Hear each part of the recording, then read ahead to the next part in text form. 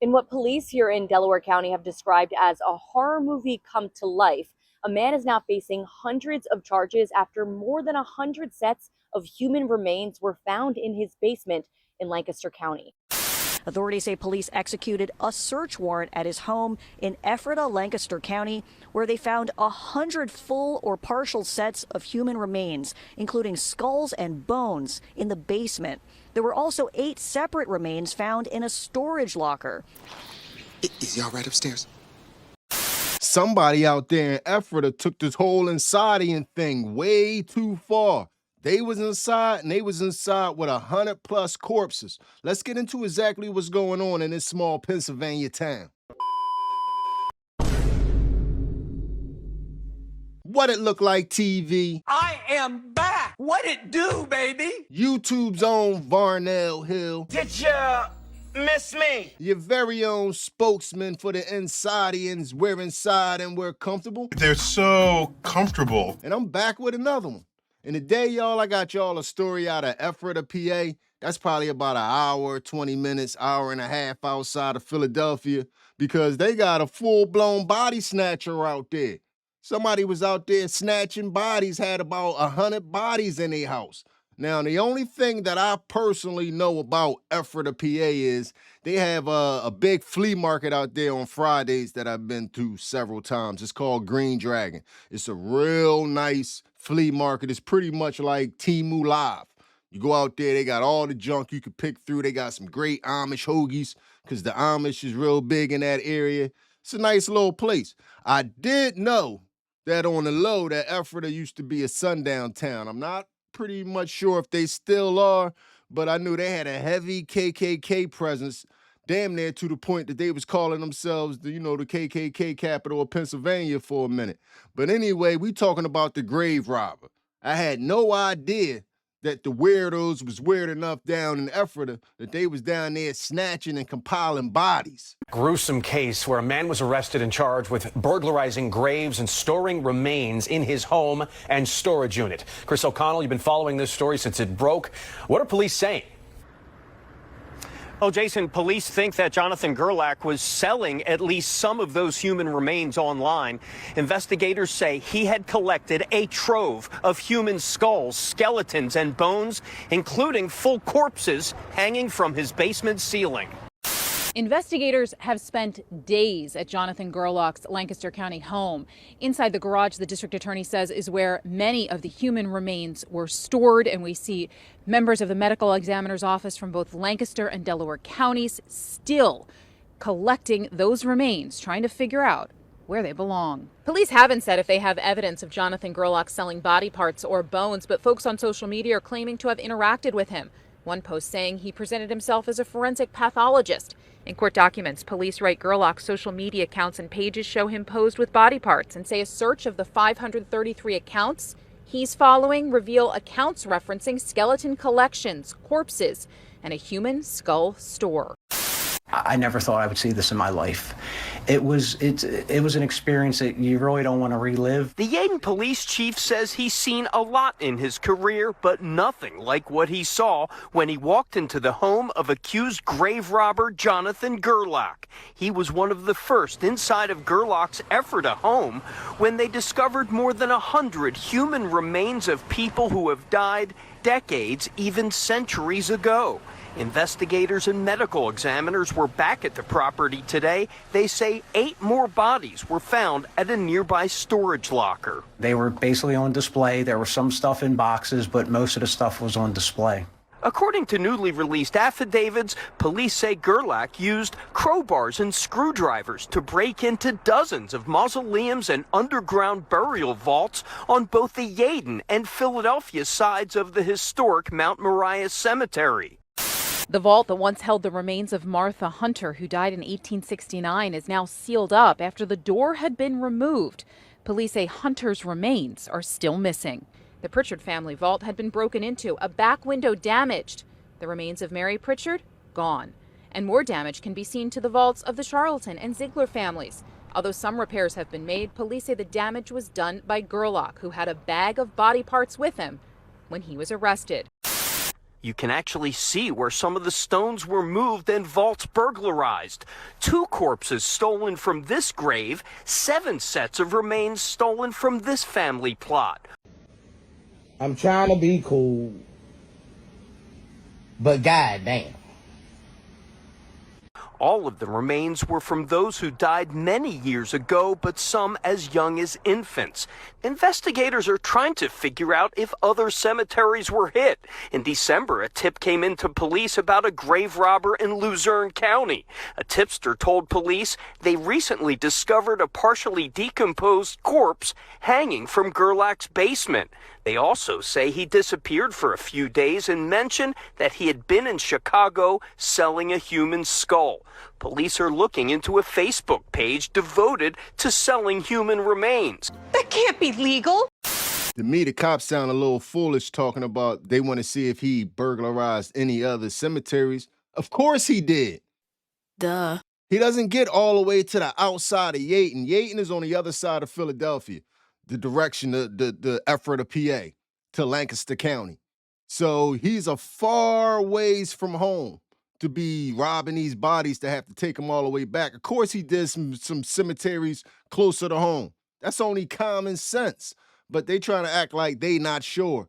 But anyway, moving right on along, right now the community is in a little bit of an uproar because a lot of people have had contact with this guy, and now they're shocked when seeing his face on the news. I've seen trash recycling go out, so like the normal, but It all just looked normal to you. all look normal. Those who live near Gerlach say he wasn't well known. Charles says looking back now, he did notice one odd thing. It's scary. I had to take my son to school last year at one point. I walked him to school, and I walked by, and on the window, there was a whole bunch of flies on the garage window. And obviously now, looking back at it, it's scary knowing why those flies were there. Hello, neighbor. My daughter went out on a date with this dude. What? My daughter called me last night and she said, Dad, I went out on a date with this guy in 2017. We lived in the Lancaster, PA area before we moved to Las Vegas. He is accused of robbing graves and selling the parts online. What? When my daughter texted me last night, I gotta tell you something, she calls me and says, Dad, I went on a date with this dude. And she said he used to come to the mall where I used to work, the Park City Mall in Lancaster, Pennsylvania. I thought, oh my God. I swear to you, not making this story up, my daughter called me last night and said, oh, by the way, Dad, 2017, I dated this dude. Just one date, Dad. Folks, what is going on with this world? Oh my God. My man was a true local to the area because once again, if you know anything about the area, Ephrata is probably about 20-25 minutes from the Park City shopping mall in Lancaster, Pennsylvania. So this guy was just a regular guy, average guy amongst the public every day. Meanwhile, he's the grave robber. He a body snatcher. And, you know, he's just a common man amongst it. This right here goes to show that you really never know your neighbors. You saw on that news clip, the dude was just like, they just thought he had an unusual amount of flies in his house. It was more than 5. It was at least 20, 30 on each window. I figured it was a garage that they were getting in through somewhere and they couldn't get out. And now finding out that there was all those remains in there, it makes sense. This is right here. This is proof that you never know your co-workers and you never know your neighbors for real, unless you living in that house with them. But the real victims of this whole story is the people who family members who bones this guy has in his house and he's selling and he's doing God knows with. People with loved ones buried at Mount Moriah Cemetery in Yaden are worried sick that their ancestors were among the remains allegedly stolen by this man, 34-year-old Jonathan Gerlach, who's now facing a whopping 500 charges. It's the last thing we could do for people is to honor their wishes and to disturb to disturb them. I just can't understand why somebody would do that. Police say Gerlach forced open more than 24 mausoleums and underground burial vaults, stealing the human remains inside. Some of those family burials included famous artists and war heroes who lived in the 1800s. Their investigation led police to his Lancaster County home, where more than 100 human skulls, long bones, and mummified human feet and hands were discovered. My great-grandparents are buried here. Christy Cole came to the cemetery after hearing the news to check on her loved ones. Of course, there's anger and sadness. Nobody should be treated this way after life. Police were called to the cemetery in November and December for reported burglaries. They found mausoleums destroyed, caskets left empty. Evidence of that remains here today. Investigators found a post in the Human Bones and Skulls selling group where a man thanked Gerlach for mailing him a possible teen and a baboon and a monkey. His Facebook photo says riding a Harley and slinging skulls, while his Instagram shows countless skeletons. His last post, skulls and bones available. Frightening, absolutely frightening, because I can't imagine the type of people and what they would want to use it for. Police tied him to the scene through his vehicle and phone records and nabbed Gerlach at the cemetery the night of January 6th. He allegedly admitted to the crime. Police are now working to notify living relatives, a long and difficult process. The records are so old that, you know, if it was the 1800s, we have to go through the records, and the records were done in a book, and, you know, we have to figure that out. Now, police also found multiple corpses in a storage unit registered under his name. At this hour, police are still at his home in Lancaster County as this investigation remains active and ongoing. Among the 26 mausoleums a suspected grave robber broke into at Mount Moriah Cemetery is this one, erected in 1912. The name above the door is Jonathan Pritchard. Thought to myself, I wonder if that's the same cemetery. This is Jonathan Pritchard IV. We tracked him down today. He saw our story tonight and had no clue that his great-great-grandfather's bones could have been stolen. I think when you're dead, you're dead. And so he don't know anybody got his bones, but I'm not happy about it. I mean, that's twisted. How would he feel if I went and dug his mother up or something? Real fast, I'm not trying to make light of the situation, but you gotta be honest. That was one of the most based, coolest, calmly delivered, correct answers that I ever seen in my life. He ain't lying. Pritchard still lives on the site of one of the original family homesteads in Swarthmore, but doesn't know too much about the man who was born in 1827. I'm embarrassed. I don't know that much. I know he built a church in the city of Philadelphia. We could have went to college on his dime if we promised to be ministers. 5 of the 9 crypts inside were damaged, the remains stolen. They could be among the more than 100 sets of skeletal remains found in the basement of Jonathan Gerlach's home in Ephrata, Lancaster County. Several notable Philadelphians are buried in the Yeadon Cemetery, including John McCullough, a Philadelphia Shakespearean actor who became famous in the mid-1800s and performed at the Walnut Street Theater. His family's burial vault still shows signs of damage today. This afternoon, investigators were back at Gerlach's home, removing more bodies. We've learned that Gerlach may have been trying to sell the skeletons.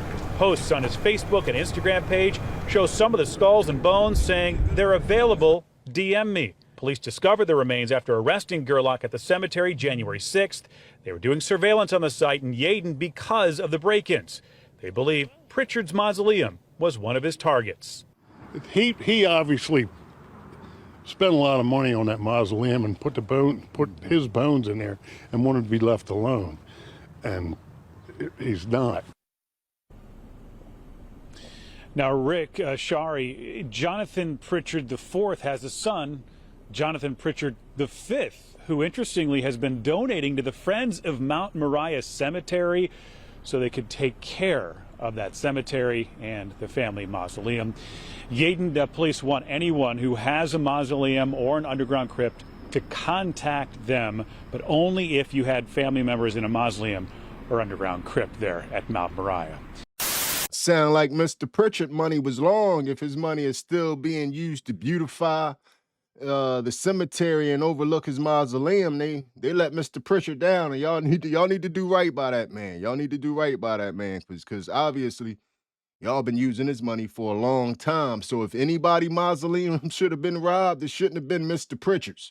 So much respect to Mr. Pritchard, and you know, I can't say condolences. I'm not not pretty much sure what to say to the families, but I hope you get your bones back, and I hope everything, because this is a weird case. You really don't come across cases where deceased loved ones get stolen. So I just hope it all works out and everybody get put back where they need to be and the situation works out for you. But in Pennsylvania, as I was researching and just, gathering clips for this isn't pretty much too odd for Pennsylvania. People love to keep deceased bodies around in Pennsylvania for some reason. There's quite a few stories of stuff, not this extreme, but people keeping dead bodies around. The smell was so pungent that you could smell it outside of the home prior to entry. It was on January 16th of this year when Greene Washington Regional Police Chief William DeFord tells KDKA his officers got a call for a welfare check. He says James Bebout called authorities after finding his brother, quote, stiff as a board in his bed. And that defendant had contacted us and stated that he was serving breakfast to the decedent when he noticed he was cold. But when officers arrived, they quickly realized something was very wrong. But instead of finding the decedent that would have passed away within the last 24 hours, we found the decedent in a state of severe decomposition. DeFord says James Bebout and his wife Debbie were living in the home with his brother Michael Bebout, who owned the home, and believes the two were reaping the benefits after his passing. What we found throughout the investigation was roughly a half a dozen Social Security checks that were cashed by the defendants. Investigators say Michael Bebout died months prior to getting a call to the home and say the couple deposited thousands of dollars from Michael's Social Security account, paying for food, gasoline, and heating oil. Neighbors described James and Debbie Bebout as bad news and said they knew something was wrong when it began to smell outside. We smelled an awful smell. We called the gas company thinking it was a gas leak. Here it wasn't a gas leak. It was him. They always had a window cracked, so to let the smell out, apparently. DeFord says in addition to finding the skeletal remains of Michael Bebout, several other dead animals were found severely decomposed inside the home. To have something like this happen in society today is an absolute violation of the human construct. This is both morally and ethically reprehensible. That's cold, and that's extremely desperate. They sat there and let that body decompose in the bed so they could collect some Social Security checks. It's a cold world out there, and Pennsylvania is a weird place. Don't never let nobody tell you different. It's weird as hell in Pennsylvania. Really weird. But the one takeaway that I could take away from the first story with my man snatching all the bodies is, this is one of them cases and situations where you gotta say, thank God for social media. And thank God people love to make it so easy for the police to do their work. Thank you. Thank you. Thank you. Because it probably would have been a whole lot harder for them to find out who's snatching these bodies and desecrating all these cemeteries. But you made it nice and easy for them by posting all your business on social media. Stupid. So I would like to say to all the other dum-dums out there that's doing crime, please continue to post it on social media. Give the general public and the police time to figure out exactly what you're doing and why you're telling on yourself and lock you up. And we'll continue to get more crazy people like this off the street. Because obviously he had merged in and he was fitting in with regular society and nobody knew, that this guy was the ultimate weirdo. But like I said, just more proof that you never know your co-workers and your neighbors. So be careful. Try not to offend anybody.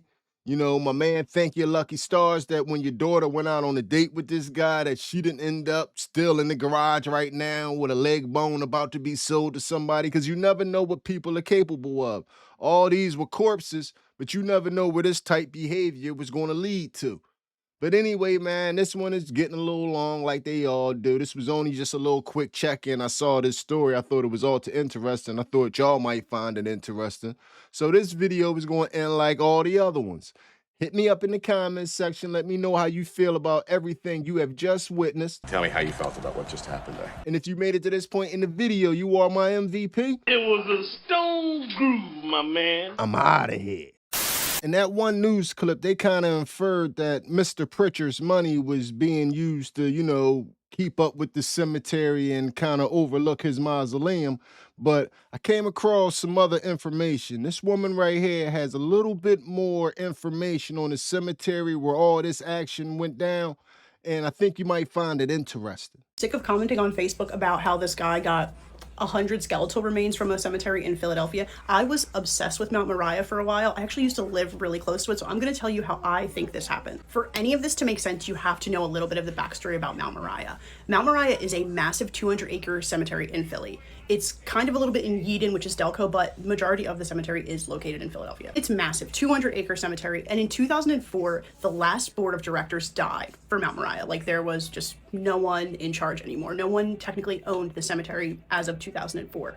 But from 2004 to 2011, it was still running or being somewhat functional, very mismanaged, falling into disrepair. And as of 2011, the gates officially closed forever and Mount Moriah was considered abandoned. So in 2011, the cemetery has been completely abandoned and the Friends of Mount Moriah volunteer group was created to kind of try and maintain the grounds. But the main focus of the Friends of Mount Moriah is maintaining the grounds. They hold cleanup days, they clear debris, they're trying to clear out places that are completely overgrown. It's not a full-time crew that is watching the cemetery all of the time. So, as you can imagine, someone who is interested in oddities trade or oddities selling would look at this as a financial benefit of an abandoned cemetery where he could just walk in and take human remains. Basically exactly what he did. He was not digging up bones. He was walking into the cemetery with a burlap sack and going into monuments or mausoleums, cracking the fronts open with screwdrivers and crowbars, and just physically taking remains out, putting them in a sack, and he was on his way. And at first, I thought Friends of Mount Moriah were the ones who reported this guy, Jonathan Gerlach. I thought they were the ones who had noticed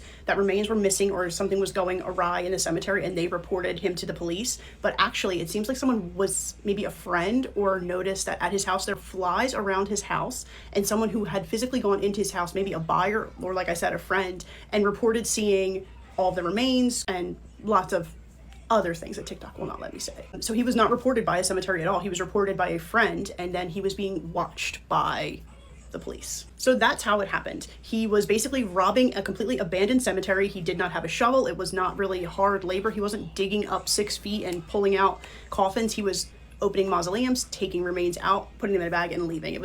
Honestly, it was too easy for him to do this. And if you aren't familiar with the oddities community, human remains are very, very expensive. And I won't get into the ethics of any of this, but there are collectors who collect human remains and will pay a lot of money for them. So this was entirely financially driven. There is a market for this. Dollar bills, y'all.